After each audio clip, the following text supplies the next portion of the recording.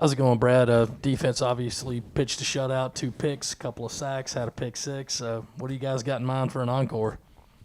Just really just to go out there and prepare this week the same way we did last week. You know, every week is a Super Bowl.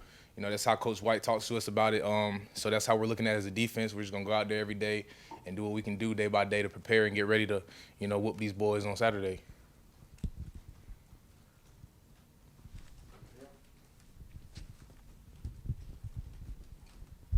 And what can you tell us about the guys you have on Saturday? How much have you been able to get into East Carolina? Well, they're a better looking team, I would say, than the guys that we've seen last weekend. Just a little more talented. I feel like maybe a little more disciplined. But at the same time, they did have a lot of penalties in this past game. They're like I said, they're a little bit better. But every week we just got to prepare the same. So that's how we're going to look at it this week. Brad, what have you seen from Jordan Burch since he came in, last year, and as he's getting better this year? And secondly, what did you think of him on the pick six? Do you know he could run that fast? Well, yeah, I did know he could run that fast. I did. Training with him this summer, he's hit, record numbers. I know they posted that video of him hitting, I think, like 20 miles per hour. And that's moving. That's skill, speed. So, yeah, he's definitely always had it in him since the moment he set foot on campus. It's just been a process of just getting him developed, and letting that player come out and letting him, transition to college football. And I think he's doing that well. I think this will be a big year for him to kind of step into those shoes that everybody's kind of, waiting for him to fill. But, yeah, it's a lot of good things coming from Burch, number 3. Brad, just looking at Saturday, I mean, I know, we've heard what we've heard about the defense over the offseason, but for y'all to put together, really a pretty complete game as far as takeaways and everything else, what does that do for you guys as a unit, and how much were you guys do you feel like you guys were able to sort of, sort of move as one and operate as a unit? No, yeah, definitely. I think as a unit, I think it really just kind of boost our confidence a little bit, which we needed because we haven't played as a unit, before. This was our first time out there today or last week playing as a unit against another team that, wasn't wearing garnet or black. So I think that us performing the way we did definitely boosted our confidence in the right ways. We're not getting big-headed, but at the same time, we know what we can do. We know what guys are good at, and from that we can build on it and just, kind of, work on the things that we messed up on Saturday and continue to get better that way. So. You've been around here for a while now. How was this past Saturday different for you guys in terms of game day, like just in terms of emotion, attitude, just kind of the team mindset going in and throughout the game? What was different about this year? Well, it was a lot of differences. Just going through the first game day with a whole new coaching staff. My past three seasons. Every time we were in that hotel, we had, Champ talking to us. So, just those different, just the environment, the coaches being there, and it was a smooth transition. I feel like a very smooth transition.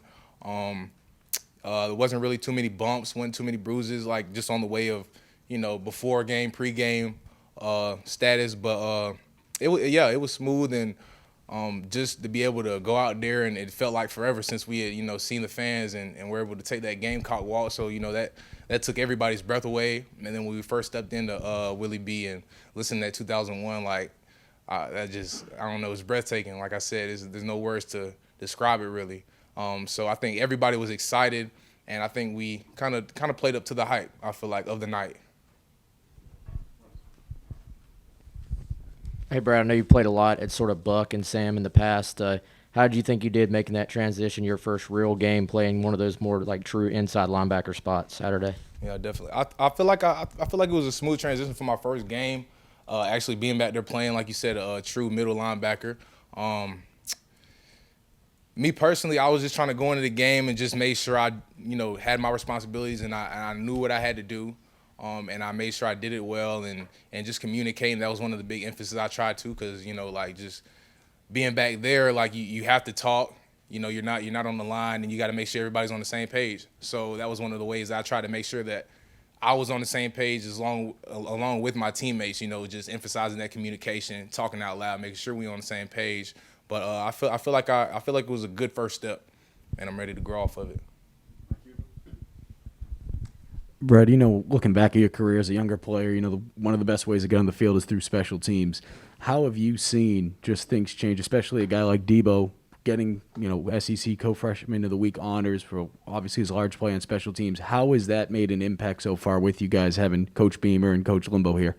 It's made a big impact, and I think our younger guys are kind of looking at it in the right view, in the right aspect, because it's coming from high school. Like, a lot of these guys are used to being the guy. They're used to being on the field. They're used to playing their snap, whatever their position they're playing, linebacker, running back, end, whatever. Like, they're used to being on the field playing that position. And special teams was always a part of that in high school, but nobody really emphasizes special teams as much in high school as they do here. And so you got to kind of emphasize to those guys like the importance of special teams, what that opens up for you, getting you on the field. If you have, goals and aspirations of going to the league, that's one of the main things those guys come and ask about and look for. So I feel like our younger guys took the right approach with that, and I feel like our special teams can be a big part of our game, and it will be a big part of our game, just as long as we continue to implement it the way we have and, take it seriously. So. Brett, on your sack, when you're coming up through the middle like that, what goes through your mind in that second or two or whatever, however long it takes you to get there, as you have a free run at the quarterback, and are you thinking like just don't screw it up, or how does that go? Well, when the play was called, we've been running this play, like we have an abundance of blitzes and whatnot or whatever, but when Coach White dialed up that call, like I automatically knew in my head like what probably would happen. So like you said, kind of like when the ball was snapped, I was just like, and I seen that thing open up, I was just like, don't miss. You gotta make them layups, and I did. So, but it was amazing too. Just like I was talking to Steve, like my last sack was 2018, 3 years ago. So just that feeling and hearing Willie B and my guy, it was a moment I won't forget. So, but yeah, don't miss. Is that kind of stuff pretty regular for Coach White's defense, putting you in those types of opportunities? Yeah, there's a lot of action going on in Coach White's defense, most definitely, a lot of action.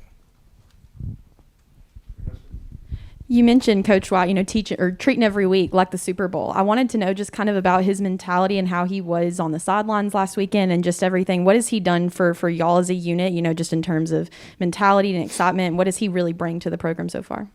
He brings a lot. He brings a lot to the program, and it's hard to even try to dissect everything that he brings to the table because he brings so much. But he since the moment he set foot on campus and on the field with us, I don't know, he's just been that leader, that coordinator that we need. And I think one of the big things about Coach White that I love is he's just as excited about us making plays as we are. Even before the plays happening, when he's thinking of a play, and it's his defense, so he knows what kind of he wants to happen, when the play's called. So when he's telling us a new play or when we're, having a new install or whatever, he's just so excited about and he's dissecting it to us. And before we can even, have time to get excited about the new blitz that he might have made up for us, he's already about to jump out his seat. So I don't know, just his excitement that he brings, the passion that he has for the game, the love that he has and the love that he has for us is just great, and he's a great coordinator. So. Brad, you talked about the young guys buying in on special teams. What about the young guys on defense after you have a shutout performance? Does that give them more confidence, maybe a little bit more belief in the process, and also just buying into everything? Absolutely. Like you said, the process, we talked about that a lot during fall camp.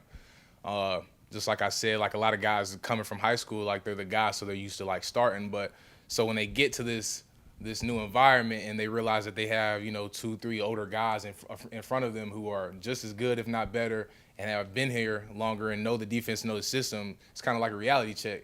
So we kind of had to emphasize to those guys look, you may not be number one on the depth chart, you may not be the starting player, starting whatever right now, but you got to understand it's a long season. You got to understand that we need everybody, and you just got to be ready when your name is called, when your number's called, so you can't fall asleep.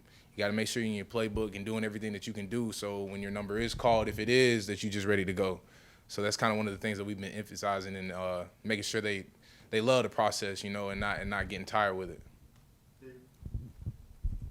Brad, Shane Beamer cut up the tape and then said there were no loafs at all on defense? I mean, what is the prize that you guys get? Well, I mean, just shout out from Coach White. Was there something else? How good did that feel not to have any lows during the game? Yeah, I actually didn't know that, but that's a really good stat to have.